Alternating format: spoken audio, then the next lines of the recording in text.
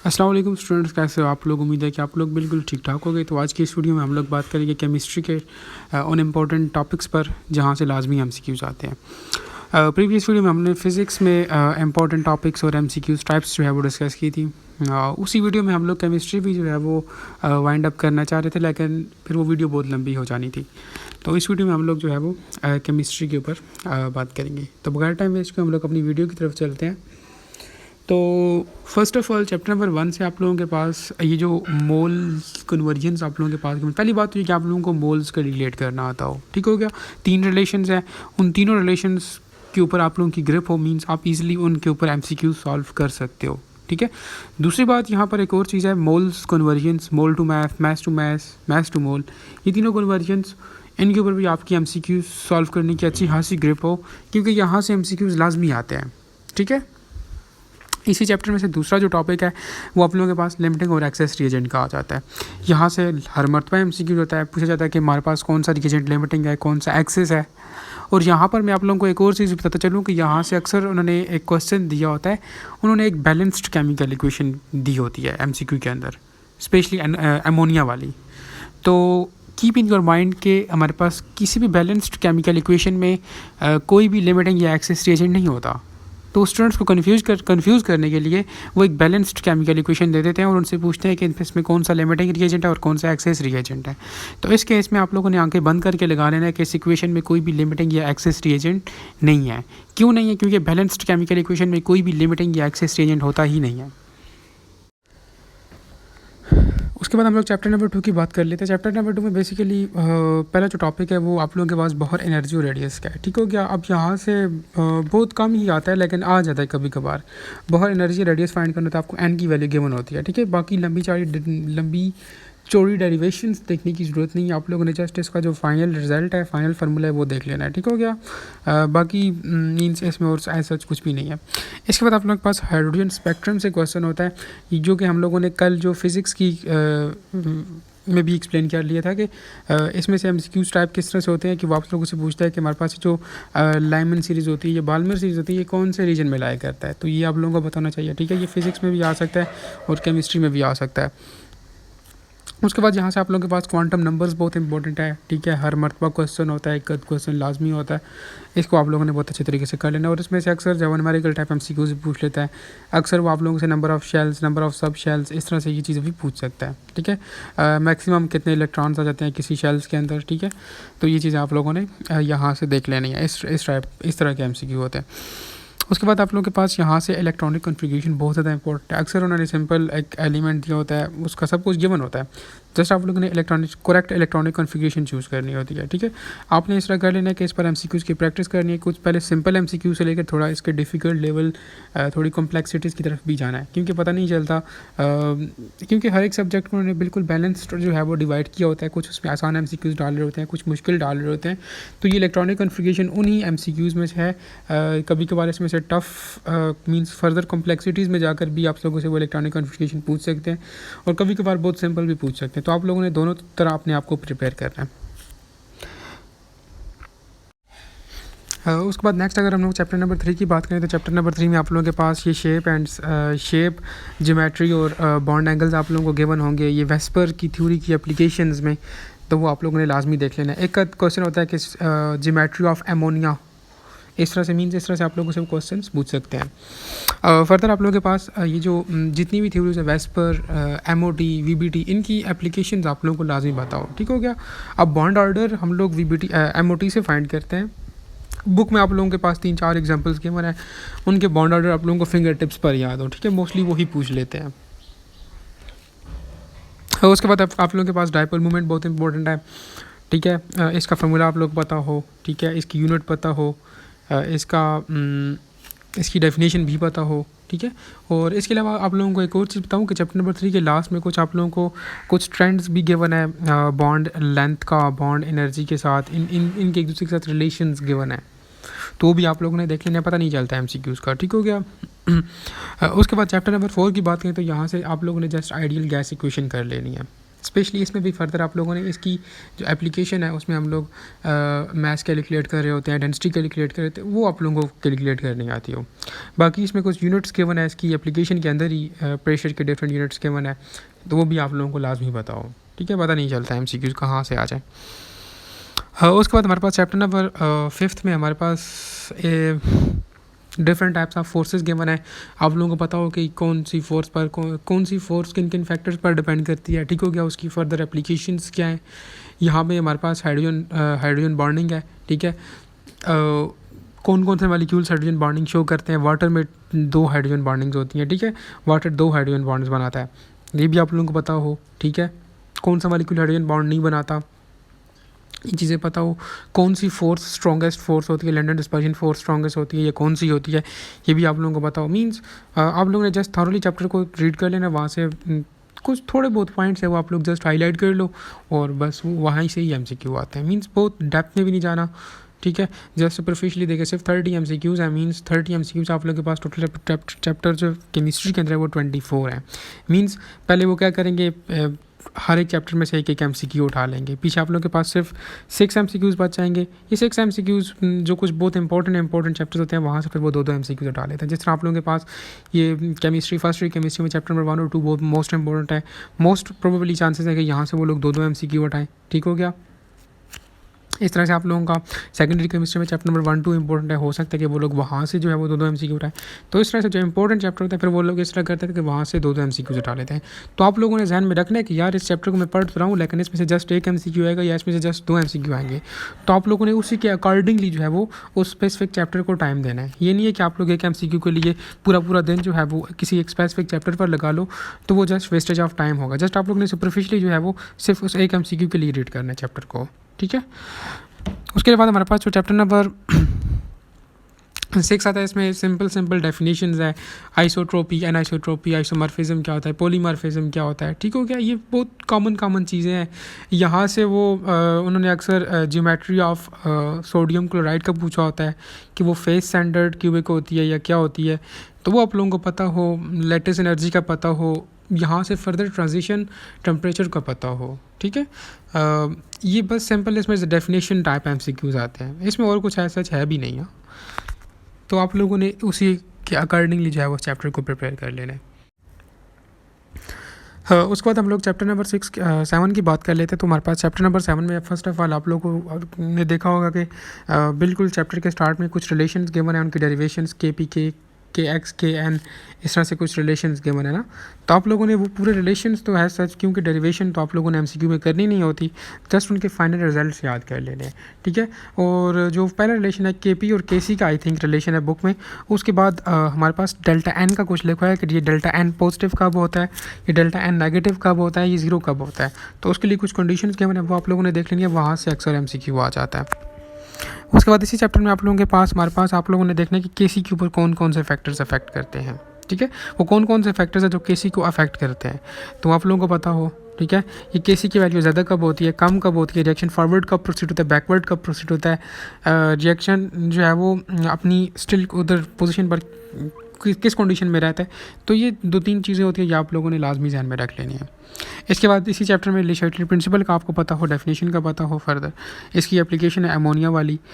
फिर आप लोगों को फर्दर पता हो कि टेम्परेचर को इंक्रीज़ करने से रिएक्शन किधर जाएगा, डिक्रीज़ करने से क्या होगा, एंडोथर्मिक रिएक्शन पर टेम्परेचर का क्या इफेक्ट होगा, एक्सोथर्मिक रिएक्शन पर टेम्परेचर का क्या इफेक्ट होगा। तो ये छोटी छोटी चीज़ें ये आप लोग अपने पास अगर लिख कर रख लें और इनको डेली बेसिस पर रिवाइज़ करें, जस्ट आधा घंटा लगता है, तो वेरी ईजिली आप केमिस्ट्री को टैकल कर सकते हैं, ठीक है।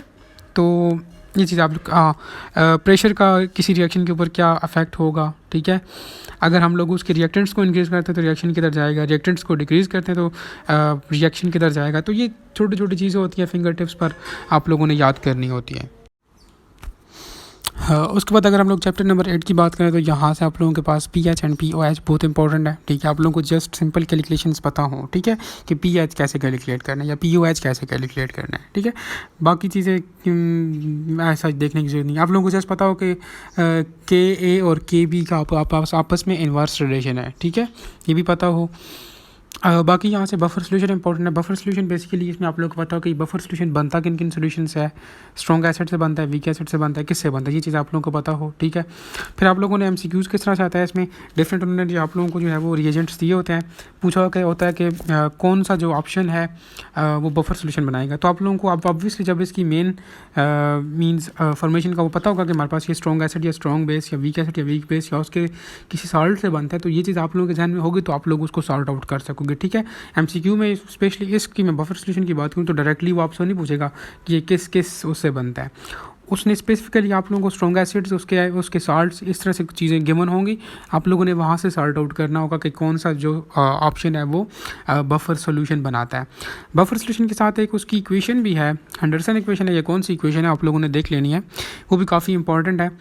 वैसे तो उसमें से सच एमसीक्यू नहीं आते, लेकिन जस्ट इक्वेशन आप लोगों को पता हो, इन केस अगर कुछ उसके रिलेटेड आ भी जाता है तो कम से कम आपको मेन इक्वेशन पता हो, कम से कम आप एमसीक्यू में कुछ एजुकेटेड गैस लगा सको, ठीक हो गया। तो वो चीज़ आप लोगों ने देख लेनी है। चैप्टर नंबर 9 की बात करें तो हमारे पास यहाँ से ऑर्डर ऑफ रिएक्शंस और उनके यूनिट्स इंपॉर्टेंट है, ठीक है। अब यहाँ से ऑर्डर ऑफ रिएक्शन से दो तरह के एमसीक्यू बनते हैं। फर्स्ट ऑफ ऑल या तो उन्होंने आप लोगों को एक रिएक्शन दिया होता है, आप लोगों से पूछता है कि ये कौन से ऑर्डर ऑफ रिएक्शन है, आप लोगों ने वो बताना होता है, या फिर आप लोगों को उन्होंने जो है वो किसी भी ऑर्डर ऑफ रिएक्शन का यूनिट पूछा होता है।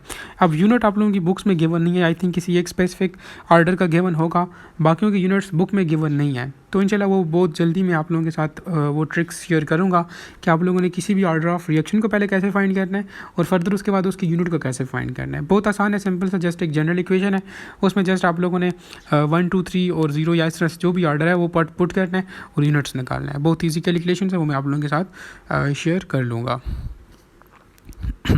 बस इस चैप्टर में यही है। उसके बाद चैप्टर नंबर 10 की बात करें तो आप लोगों को मोलैलिटी फाइंड करनी आती हो, मोलैलिटी का पता हो, इनमें डिफरेंस क्या होता है। स्पेशली यहाँ से हमारे पास ये एमसीक्यू था कि हमारे पास कौन सा जो है वो कौन सी चीज़ टेम्परेचर पर डिपेंड करती है। तो मोलैलिटी टेम्परेचर पर डिपेंड करती है, मोलैलिटी टेम्परेचर पर डिपेंड नहीं करती और ना ही मोल फ्रैक्शन डिपेंड करता है। जस्ट मोलैलिटी एक ऐसी चीज़ है जो कि टेम्परेचर पर डिपेंड करती है, ये आप लोगों को पता हो। आप लोगों को मोल फ्रैक्शन कैलकुलेट करना आता हो, जस्ट यही चीज़ है। नेक्स्ट चैप्टर में जो एक इंपॉर्टेंट चीज़ है वो आप लोगों के पास कोलिगेटिव प्रॉपर्टीज़ है, ठीक है। आप कोलिगेटिव प्रॉपर्टीज़ आपको वो नोट लिखने का नहीं बोलेगा, जस्ट सुपरफिशियली आप इसको एक मरतबा पढ़ लो। वैसे यहाँ से एक कदम एमसीक्यू अगर आता भी हुआ तो वो मोलैलिटी या मोलैलिटी में से ही देते हैं, ठीक है। कोलिगेटिव प्रॉपर्टीज़ थोड़ा बहुत मीन्स कॉम्प्लेक्सिटीज़ की तरफ लेकर जाती है बंदे को, तो वो कोशिश करते हैं कि वो मोलैलिटी में से ही एमसीक्यूज़ बना कर देते थे। लेकिन फिर भी सेफ साइड पर रहने के लिए आप लोगों ने कोलिगेटिव प्रॉपर्टीज़ को भी एक मरतबा रीड कर लेना है। उसके बाद चैप्टर नंबर 11 की बात करें तो हमारे पास यहाँ पर जो फर्स्ट लॉ ऑफ थर्मोडायनामिक्स है वो आपको पता हो, ठीक है। और हेसेस लॉ का पता हो। हेसेस लॉ किस लिए यूज़ होता है, क्या चीज़ एंथैल्पी कैलकुलेट करने के लिए होता है या क्या किस लिए यूज़ होता है, इसकी एप्लीकेशंस का पता हो, ठीक है। बस इसमें यही है। उसके बाद हम लोग बात करते हैं चैप्टर नंबर 12 की। तो चैप्टर नंबर 12 में आप लोगों को ऑक्सीडेशन नंबर लाजमी फाइंड करना आता हो, ठीक है। ऑक्सीडेशन नंबर और इक्वेशन बैलेंस करनी आती है। वैसे वहाँ से एमसीक्यू नहीं आते, लेकिन कम से कम आप लोगों को ऑक्सीडेशन नंबर फाइंड करना लाजमी आता हो। हमेशा एक क्वेश्चन होता है कि ऑक्सीडेशन नंबर किसी भी एलिमेंट की फाइंड करो इन अ कंपाउंड, तो वो आप लोगों को फाइंड करना आता हो। और कभी कभार अक्सर ऐसे रूल्स में से भी क्वेश्चन आ जाते हैं, ठीक है, कि पीरियड 3 या ग्रुप 3 में ऑक्सीडेशन नंबर क्या होगा या ऑक्सीडेशन स्टेट क्या होती है। मीन्स इस तरह से भी उसके रूल्स में से भी क्वेश्चन आ जाते हैं। ऑब्वियसली रूल्स आप देखोगे तो आप लोगों के दोनों टाइप्स ऑफ एमसीक्यूज है वो क्लियर हो जाते हैं। बाकी इसमें ऐसा और कुछ नहीं है, जस्ट जो सेल्स वगैरह और कोरियंस वगैरह ये चीज़ें जस्ट आप लोगों ने एक मतलब रीड कर लेनी है, ठीक है। लेकिन आप लोगों ने ऑक्सीडेशन स्टेट पर इस पर आप लोगों ने एमसीक्यूज़ की प्रैक्टिस भी लाजमी करनी। उसके बाद हम लोग चैप्टर नंबर 13 की बात करें तो हमारे पास चैप्टर नंबर 13 में आप लोगों को पता है कि एक काफ़ी इंपॉर्टेंट चैप्टर है। 2 से 3 एमसीक्यूज़ तो यहाँ से लाजमी आएंगे। अब किस टाइप के एमसीक्यू होते हैं वो देख लेते हैं। आप लोगों को ट्रेंड्स का पता हो, ठीक है। मींस कौन सी चीज़ डाउन द ग्रुप इंक्रीज़ होती है, कौन सी डिक्रीज़ होती है, कौन सी चीज़ लेफ़्ट टू राइट इंक्रीज़ होती है, कौन सी लेफ़्ट टू राइट डिक्रीज़ होती है। ये 4 चीज़ें आप लोगों को पता हो, ठीक है। आप लोग इसका टेबल बनाकर अपने पास रख लें, इनको डेली बेसिस पर रिवाइज करें तो वेरी इजीली आप लोगों को ये चीज़ें फिंगर टिप्स पर याद हो जाएंगी। अच्छा, ये सारा काम करने से पहले आप लोगों ने क्या कर लेना है, आप लोगों ने पीरियोडिक टेबल को याद कर लेना है, ठीक हो गया। पीरियोडिक टेबल को याद कर लेना है। अगर पीरियोडिक टेबल आपको याद होगा तभी आप इन ट्रेंड्स को किसी एलिमेंट के किसी पीरियड या ग्रुप पर अप्लाई कर सकेंगे, अदरवाइज आप लोग नहीं कर सकेंगे। ठीक हो गया। पीरियोडिक टेबल याद करना बहुत इंपॉर्टेंट है, स्पेशली अगर आप इस चैप्टर के एमसीक्यूज़ को सॉल्व करना चाहते हैं तो। ठीक है, पहली बात तो ये आप लोगों ने पीरियोडिक टेबल याद करना है। दूसरी बात ये आप लोगों ने ट्रेंड्स याद करने हैं, उसको अपने पास लिख कर रख लेना है। तीसरी बात ये फिर इसके ऊपर आप लोगों ने एमसीक्यूज़ की प्रैक्टिस करनी है। अब एमसीक्यूज़ की प्रैक्टिस किस तरह के एमसीक्यूज़ की प्रैक्टिस करनी है? पहली बात तो ये कि आप लोगों ने इस चैप्टर में कुछ एक्सेप्शनल केसेस गिवन है वो लाजमी देख लेने हैं, क्योंकि केमिस्ट्री में एक्सेप्शनल केसेस जहाँ पर भी गिवन है वो लाजमी देख लिया करो। ठीक है, वो मस्ट आते हैं एग्ज़ाम के अंदर, तो आप लोगों ने वो कुछ एक्सेप्शनल केसेस भी अपने पास नोट करके रख लेने हैं और उनको लाजमी देखना है। उसके बाद फर्दर इसमें बात करें तो हमारे पास इसमें आता है क्वेश्चन टाइप्स। अब क्वेश्चन किस तरह के होते हैं? या तो उन्होंने आप लोगों को कुछ रिएक्टेंट्स गिवन होते हैं, आप लोगों ने प्रोडक्ट्स बताने होते हैं, या प्रोडक्ट्स गिवन होते हैं, आप लोगों ने उसके रिएक्टेंट्स बताने होते हैं। या तीसरे टाइप ऑफ एमसीक्यू वो ये है कि आप लोगों ने उस रिएक्शन की कंडीशंस बतानी होती हैं। इसके अलावा यहाँ से सेम चैप्टर में हमारे पास कलर्स पर भी नोट आता है। फ्लेम टेस्ट आप लोगों ने पढ़ा होगा, वहाँ पर डिफरेंट एलिमेंट्स के कलर्स गिवन है, वो आप लोगों को पता हो। अब रिएक्शन जिस वक्त होता है तो उसके बाद कौन सा कलर किस कलर में चेंज होता है ये आप लोगों को पता हो। तो इस तरह के एमसीक्यूज है वो आप लोगों के पेपर में आ रहे होते हैं। तो इस चैप्टर को काफ़ी आप लोगों ने अच्छे तरीके से कर लेना है, और मैंने बता दिया कि किस तरह से करना है। अब ये आप पर डिपेंड करता है कि आप लोग उसको किस तरह से करते हो। उसके बाद हम लोग चैप्टर नंबर 14 की बात करते हैं। तो यहाँ से हमारे पास जो है वो पहली बात तो ये कि आप लोगों ने ट्रांजिशन एलिमेंट की जनरल करेक्टरिस्टिक्स आप लोगों को बताओ, मींस उसकी मैग्नेटिक प्रॉपर्टीज़, उसके अलाइज फॉर्मेशन, कौन सा अलाई जो है वो किस किस कंपाउंड से मिलकर बना है, एलिमेंट से मिलकर बना है, वो आप लोगों को पता हो। अक्सर यहाँ से एमसीक्यू आता है। ठीक हो गया। और भी जो भी इसकी प्रॉपर्टीज़ है वो आप लोगों ने देख लेनी है। फर्दर यहाँ से इसका नॉमेनक्लेचर इम्पोर्टेंट है। ठीक है, एक कदम एमसीक्यू आ जाता है। ठीक है, नॉमेनक्लेचर पर भी। अब वो एग्जामिनर पर डिपेंड करता है कि वो ट्रांजिशन एलिमेंट्स या किसी कॉम्प्लेक्सेस का आप लोगों को नॉमेनक्लेचर पूछता है या किसी ऑर्गेनिक कंपाउंड का पूछता है, ये उस पर डिपेंड करता है। लेकिन नॉमेनक्लेचर का एक क्वेश्चन लाजमी होता है। फर्दर मोर ये कि आप लोगों को शेप्स का पता हो, कॉम्प्लेक्सेस के कलर्स का पता हो। ठीक है, ये 3-4 चीज़ें हैं, उनका नॉमेनक्लेचर, उनका शेप, उनका कलर, ये चीज़ें पता हो। बाकी चैप्टर में और ऐसा कुछ भी नहीं है। बाकी जो लास्ट में डिफरेंट एलिमेंट्स की केमिस्ट्रीज गिवन है वहाँ से एमसीक्यू नहीं आते, सिंपल एज दैट।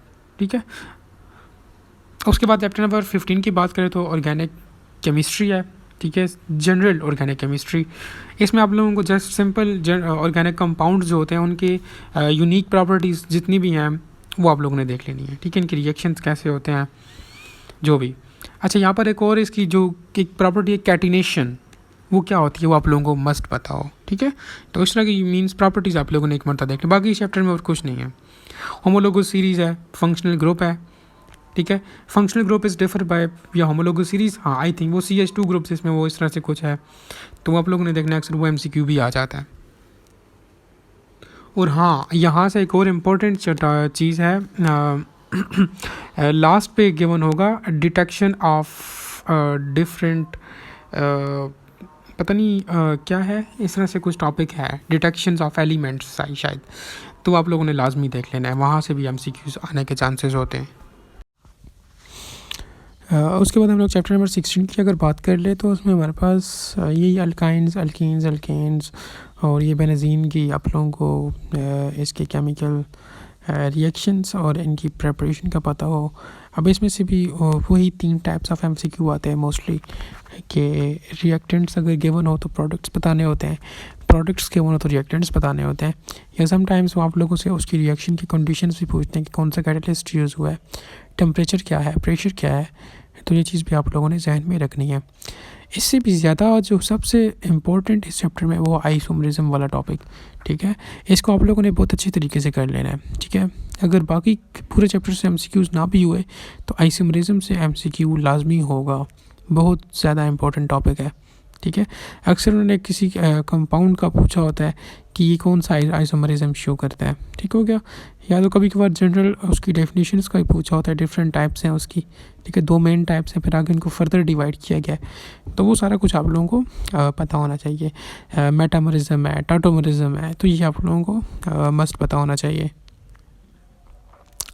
उसके बाद हम लोग चैप्टर नंबर 17 की बात करते हैं, तो आप लोगों को उसमें अल्काइल हैलाइड्स की जो प्रिपरेशन है तो वो पता होना चाहिए, ठीक है। अलोंग विद दैट इससे भी ज़्यादा जो इंपॉर्टेंट है चैप्टर में आप लोगों के पास SN1 रिएक्शन है, SN2 रिएक्शन है, एलिमिनेशन रिएक्शंस हैं E1 E2, तो ये आप लोगों को लाजमी पता हो, ठीक है। जिस तरह हमारे पास चैप्टर नंबर 60 में जो मोस्ट इंपॉर्टेंट टॉपिक था वो आइसोमरिज्म का था, तो इस चैप्टर में जो हमारे पास मोस्ट इम्पॉर्टेंट टॉपिक है वो ये SN1 SN2 E1 and E2 reactions है, ठीक है। आप लोगों को पता हो कि हमारे पास कौन से कंपाउंड्स SN1 रिएक्शन शो करते हैं, कौन से कंपाउंड्स SN2 करते हैं, मींस, तो ये आप लोगों को पता होना चाहिए। रेट डिटरमाइनिंग स्टेप्स कौन से हैं, ठीक है, ये भी आप लोगों को पता हो, मस्ट पता हो। हाँ, उसके बाद हम लोग चैप्टर नंबर 18 की बात करें तो आप लोगों को प्रिपरेशन और रिएक्शंस मस्ट पता हो अल्कोहल, फिनॉल और ईथर के, ठीक है। इससे भी ज़्यादा अगर आप लोगों को मैं बताऊं कि बहुत ज़्यादा इंपॉर्टेंट क्या चीज़ है, तो वो यहाँ से कुछ टेस्ट्स गिवन होंगे, आई थिंक ल्यूकास टेस्ट है या इस तरह से कोई एक दो और भी टेस्ट होंगे, तो ये आप लोगों ने लाजमी देख लेना है, क्योंकि ये प्रिपरेशन रिएक्शन अक्सर स्टूडेंट्स को भूल जाते हैं। तो आप लोग को फिर भी मैं बहुत आसान करके बता दूँ, तो यहाँ से आप लोगों ने ये जो कुछ टेस्ट्स गिवन होते हैं वो आप लोगों ने लाजमी देख लेने होते हैं। अक्सर क्वेश्चन आता है कि प्राइमरी, सेकेंडरी और टर्शियरी अल्कोहल को डिफ्रेंशिएट करने के लिए कौन सा टेस्ट यूज़ होता है, ठीक है। तो इस तरह के मीन्स जो मेन चीज़ें जो आप लोग अपने जहन में रख सकते हैं, तो फिर आप वो चीज़ें जहन में रख लें, ठीक है। इन दिस एंड दैट आप लेक्चर, क्योंकि अब देखो हमारे पास हर एक चैप्टर से वो लोग 1 या 2 MCQs उठाएंगे, इससे ज़्यादा MCQs उठा ही नहीं सकते, क्योंकि केमिस्ट्री के जस्ट 30 MCQs हैं, तो वो आप लोगों ने बहुत डीप भी नहीं जाना, ठीक है। वो जस्ट आप अपने आप को तंग करोगे, कंफ्यूज करोगे, तो आप लोगों ने बस सुपरफिशियली जो है वो जो इन्फॉर्मेशन आप लोग अपने जहन में रख सकते हो बस वो आप लोग रख ले। चैप्टर नंबर 19 और 20 का कलेक्टिवली बता देता हूँ। इसमें देखिए वही पहले भी मैं बात बता चुका हूँ कि रिएक्टिविटी और प्रिपरेशन में से MCQs आने के चांसेस होते हैं, लेकिन अब बंदा किस किस चीज़ की रिएक्शंस और उसकी प्रिपरेशन और ये चीज़ें याद रखे, तो इसमें भी मैं आप लोगों को यही बोलूँगा कि जो आप चीज़ें जहन में रख सकते हैं वो रख लें, बाकियों को छोड़ दें, ठीक है, क्योंकि 1-2 MCQ के लिए हम लोग बाकी पूरी चीज़ें ज़ाया नहीं कर सकते। अब यहाँ पे भी अगर आपको मैं बताऊँ चैप्टर नंबर 19 में कुछ आप लोगों को नेम्ड रिएक्शंस गिवन होंगे, वो आप लोगों को लाजमी पता हो, ठीक है। नेम्ड रिएक्शंस जिस तरह कमिंसन रिडक्शन रिएक्शन, इस तरह से और भी 3-4 रिएक्शंस गिवन है, तो आप लोगों को लाजमी पता हो उसमें कैटलिस्ट कौन सा यूज़ होता है, ठीक है। इस तरह की चीज़ें वॉल्फ-किशनर रिएक्शन है, ठीक है। तो इस तरह के जो एक और है इधर फ्राइडेड क्राफ्ट, एक अल्काइलेशन है और एक एकाइलेशन है, तो ये दोनों आप लोगों को पता होना चाहिए। तो इस तरह की जो चीज़ें होती हैं मींस प्रोमिनेंट चीज़ें, वो लोग आप वो चीज़ें जो है वो आप जस्ट देख लो, तो इंशाल्लाह बेहतर हो जाएगा। कहते हैं चैप्टर नंबर 21 की, तो यहाँ से कार्बोहाइड्रेट्स, प्रोटीन्स, लिपिड्स ये इंपॉर्टेंट है, लेकिन मोस्ट इंपॉर्टेंट यहाँ से अगर देखा जाए तो आप लोगों के पास प्रोटीन्स है, ठीक है। प्रोटीन्स में से आप लोग पास पेपर्स में देखें तो उन्होंने इसकी जो क्लासिफिकेशन है सिंपल प्रोटीन्स, डिराइव्ड प्रोटीन्स, इसमें से क्वेश्चन उठाया होता है, ठीक है।